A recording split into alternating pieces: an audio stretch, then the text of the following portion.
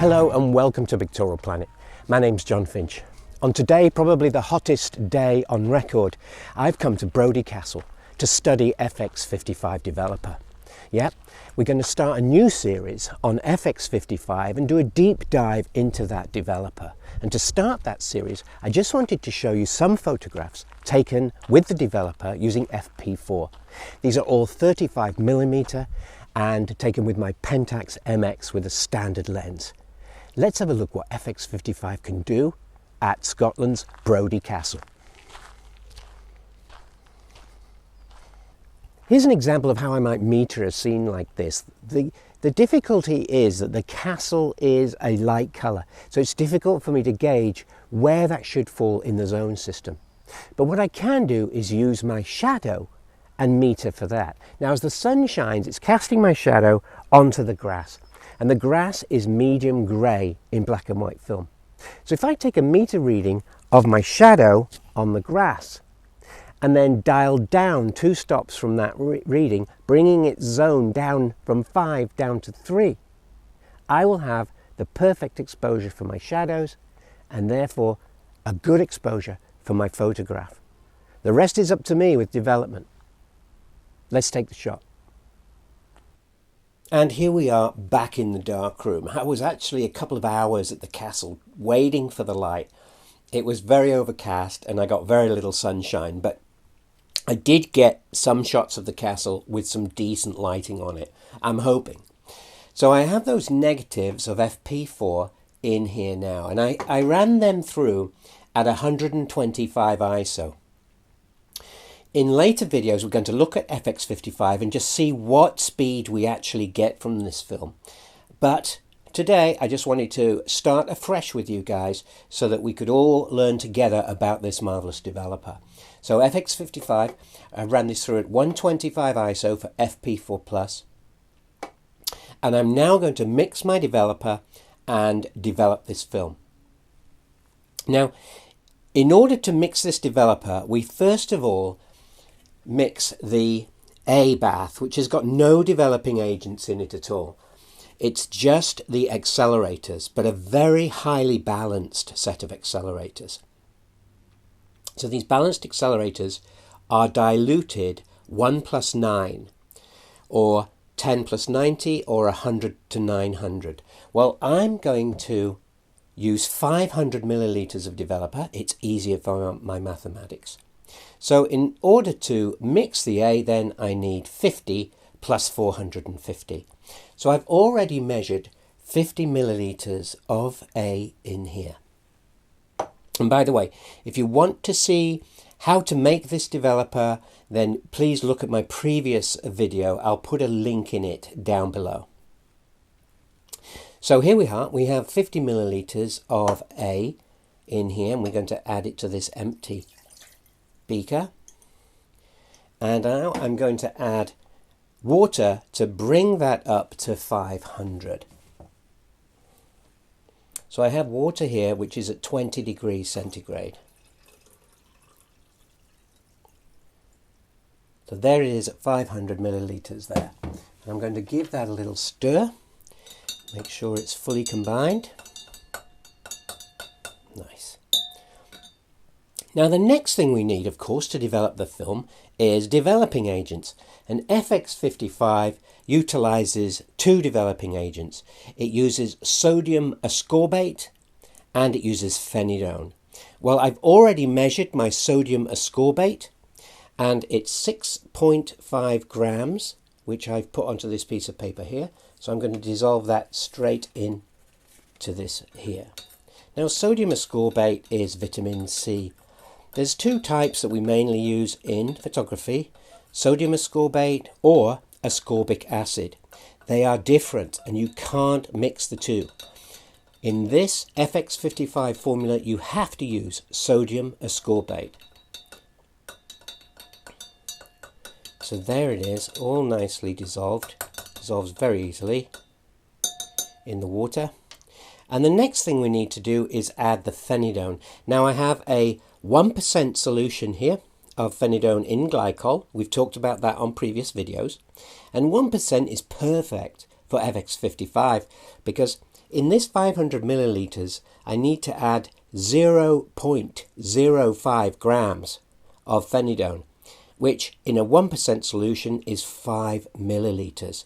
So it's really easy for me to measure such a tiny amount of Phenidone. Now here I've got myself a syringe, and I'm just going to use this syringe, and I'm going to take out 5 milliliters. I always take out a little bit too much, and then I just push it down.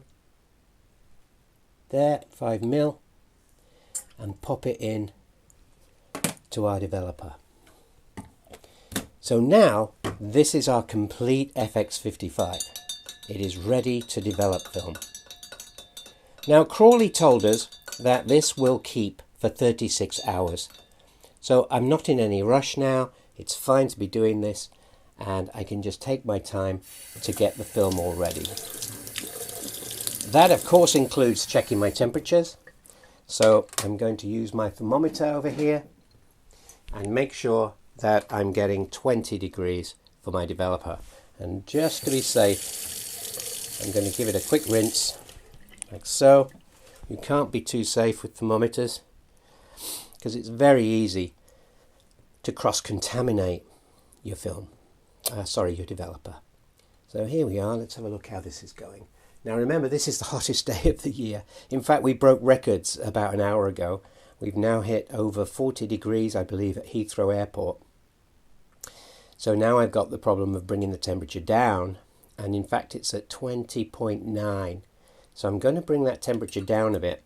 And in order to do that, I'm going to just go over here, and I'm going to use cold water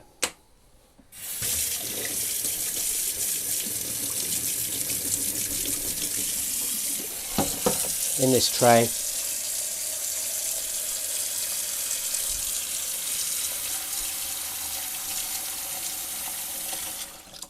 And I'm going to bring it down to just below 20, because this tank is sitting at 21 degrees in the darkroom at the moment. So I need to bring this down a little bit below 20. I'm going to go for about 19.5, 19.6. So I just stir it in the cold water, sitting the beaker in the water, and we wait until it comes down to the temperature.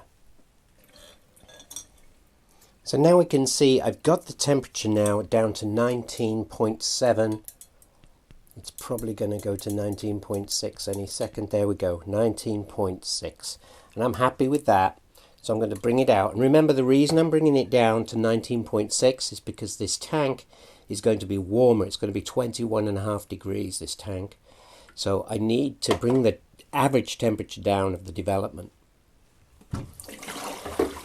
Let's get rid of this. All right. So we have our developer. We have our developing tank. We have the timer already. I have an acid stop bath, a regular stop bath, and I have a regular fix. And that's how I'm going to develop this FX55. So here we go. We're all ready.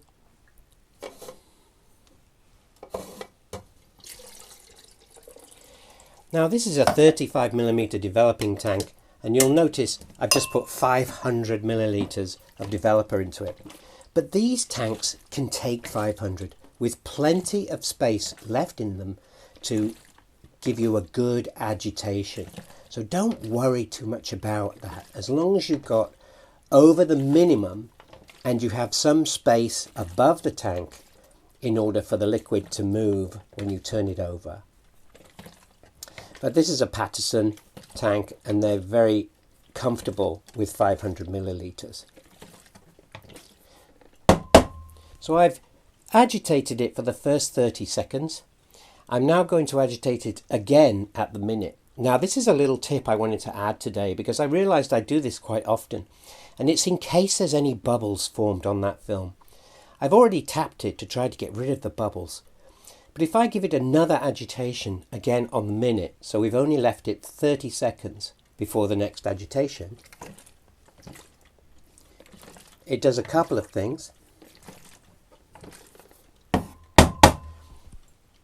It Make sure we've got rid of any bubbles that were sticking to that film. It's in the early stages of development that you're going to get the worst effects from air bells. They're called air bells, or bubbles that are on your film or caught in the reel. And the second advantage is now I know I'm agitating on the minute. And that's helpful. So here we are. Let's let this now continue to develop. I'm going to agitate it on the minute for 3 inversions until we're at the 8.5 minute point.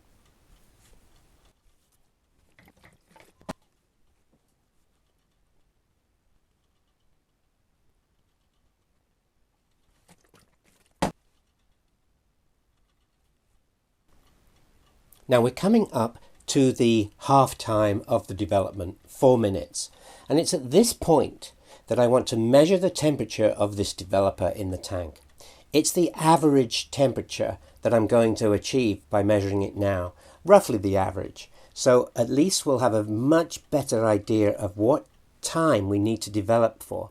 So I'm first of all going to do the regular agitation.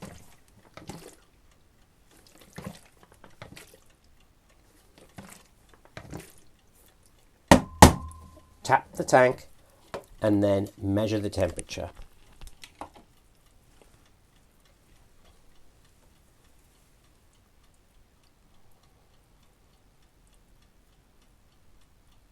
So it looks like it's at 20.5 degrees. That means there's going to be a slight adjustment of the length of development time. Now if it was 1 degree warmer than it should be, I would have reduced the development time from 8 minutes 30 to 7 minutes 50. But I'm only half a degree, so I'm going to change the development time by half of that amount, which is 20 seconds. So I'm going to reduce from 8 minutes 30 to 8 minutes 10. And how did I work that out? Well, actually, I have a chart on the wall that you probably can't see. It's up here. But you can use the 10% rule. So just work out how many seconds are in your 8.5 minutes and then add 10% development time if it's a degree colder, or reduce by 10% development time if it's a degree warmer. Half a degree, 5%.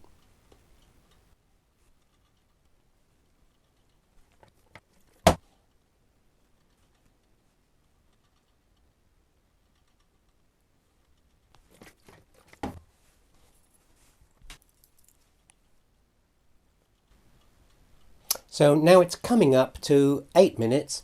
I'm going to discard this developer. It's one use only, so I'm going to discard it straight away. And then at 10 seconds past, I'm going to add the stop bath.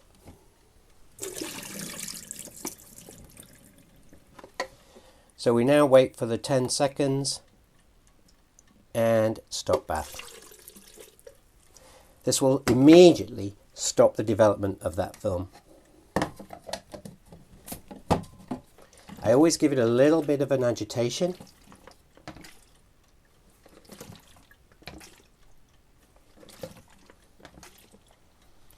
And the stop bath with film, you only need 20 seconds. It's completely stopped. So now I can reuse this stop bath, so I pour it back into the stop bath jug.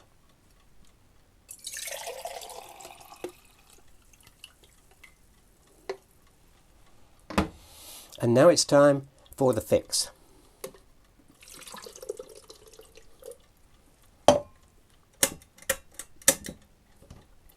And I'm going to agitate.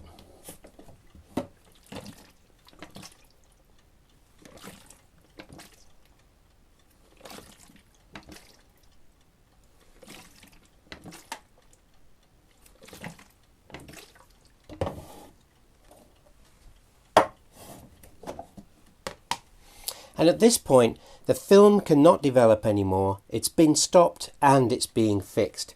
So I can actually check to see at what point I need to stop fixing the film. So it's 30 seconds after I put this relatively fresh fix into it. And I'm having a look to see if there's any milkiness on the film. And there's none. There's no milkiness at all. So it's already free of any cloudiness. and I give it twice as long in the fixer. So that was free of cloudiness at 30 seconds, so it's now a minute. I know it's already completed fixing. So I'll give it one last agitation.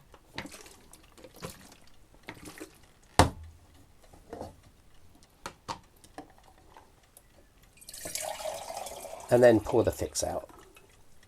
Now if there had been any cloudiness left on the film when I opened it up and had a look, I would have checked the time and kept dunking the film in the fixer until it was clear. At that point I would then say, alright, maybe that took 1 minute, 1.5 minutes to clear. I'll give it a 3 minutes total, twice the length of time it takes to clear the milkiness from the film. Finally now I need to wash this. I'm going to use my standard Ilford method of washing, and that is, first of all, pop some water in there and give it a rinse, and this is just quickly rinsing all the excess fixer off the film and the tank. And I'm using water at 20 degrees.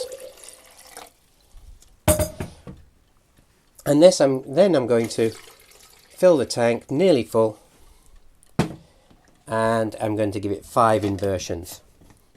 I'll empty it, fill the tank again, 10 inversions. Empty it, fill the tank again, 20 inversions. So I'll fast forward the video now so you don't have to watch me doing this.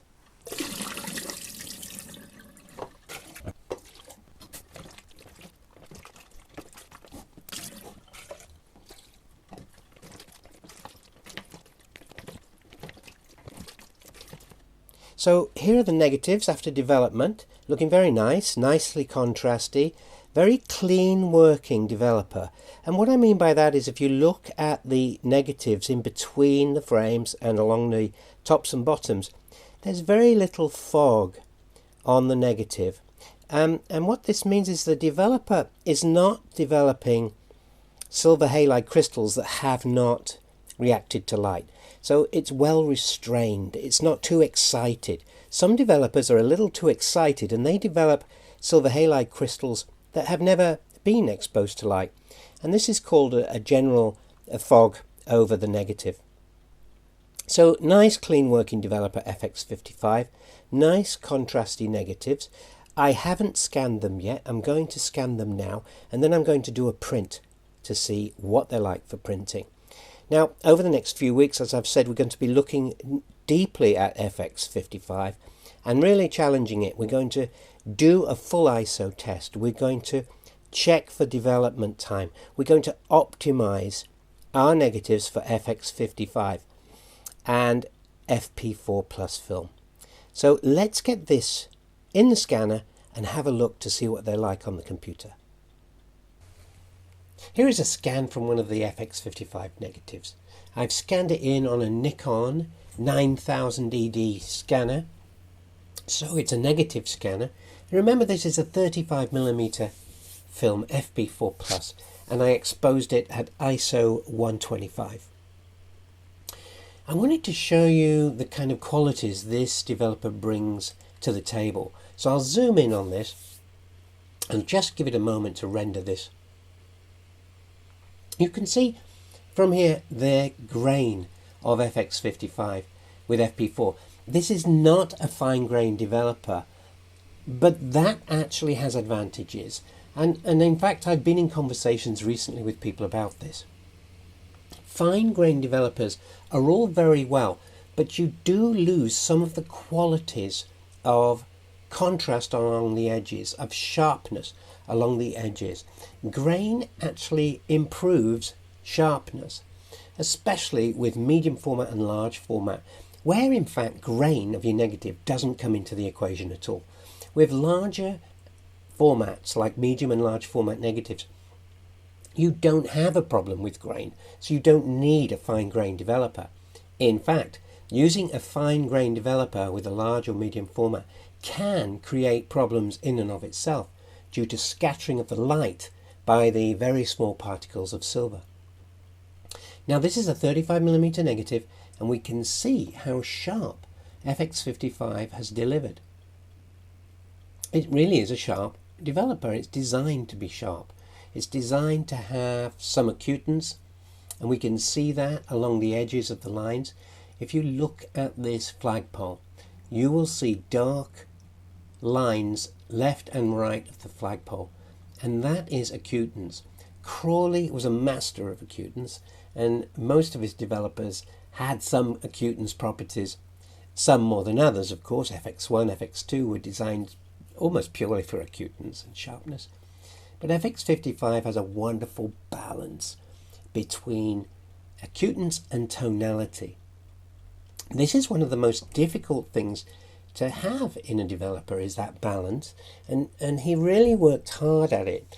Other ones who worked hard at that were some of the staining developers like Peter Hogan's and Barry Thornton's. They too balanced their developers for tonality and sharpness.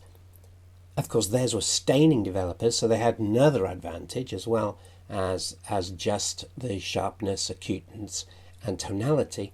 FX55 is not a staining developer, but it has beautiful rendering. Look at this. Look at the tiles on this part of the roof here where the light has been caught on them. Very nice indeed. This is a very good developer. If you want something at home that's safe, it's vitamin C and Phenidone, which are pretty safe chemicals to have around, then this is the one you should be looking at. If I was to compare this developer to some of the others that I use, I would say it's similar to PyroCat in its rendering. It's not as fine-grained as 510 Pyro, but it's as sharp or sharper than 510 Pyro because of the grain structure. And it makes really nice negatives. I just want to have a look at these walls that the castle has. Now, these walls are kind of rough cast, and you can see the rough cast rendering on these walls. You can see some very fine details. Look at this chair. You can see the metal parts of this chair quite clearly. The fence, you can see each of these. These are a long way away. Let me just zoom back out again and give you an idea of how far away I was from this castle. It's quite impressive. I really like this developer. I really like it. It's in my top list of developers is FX55. And I know some of you out there are using this or have used it or want to use it. And this is why I wanted to do a series on this developer, to really give you an idea of what it's capable of. Very high resolution, great acutance and sharpness. The grain is actually quite nice. When Crawley developed this, he talked about it being designed for scanning. So if you're a scanning person, this is also a good developer. I'm going to print this and have a look what it looks like on real paper in the darkroom and show it to you. See you in a minute. So here we have the print. It's beautiful. It was very easy to print. Look at that. Look at the lighting. Now I've burned in the sky by about half a stop, and the edges and the bottom by about half a stop.